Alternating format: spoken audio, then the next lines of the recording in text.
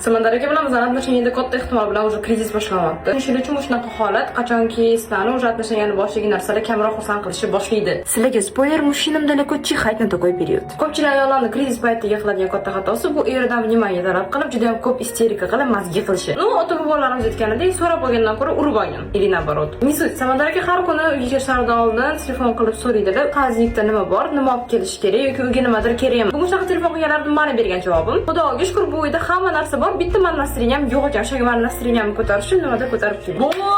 Любой внимание oqimi o'sha odam bilan uchib kelaveradi. Ras krizis общий bo'lganiga yarasha siz tarafdan ham qanaqadir adachi bo'lish kerak. Hozirgi kishi bu gapingizdan keyin u 7 o'lchab, 7 marta o'ylab, u narsani ko'tarib keladi. Oddiy narsa ko'tarib kelsa ham siz uni sengiz qilish o'rganishingiz kerak. Chunki o'tda erkak kishi siz yoningizga faqat shu narsani ko'tarib kelyapti, balki o'tda u narsa bilan birga uni целый вниманиеsi bor. Meni mentor chaqirganman deydi. Endi ko'p gapirmasdan nima olib kelishlarini ko'ramiz. Keldilar.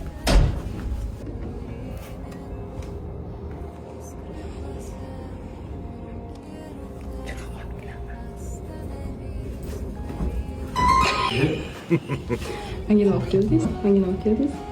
Nima bo'ldingiz o'zi? Men kreativniy narsa torib. Kreativniy? Mango olib keldim. Я, кстати, ни разу не пробовала манго. Серьезно? Да, 21-ga kirib mango yemagan. Bilaman, men xudo degan bolaman ko'rding? Endi men uxlashim mumkin. Endi uyga kiritaman, bo'pti.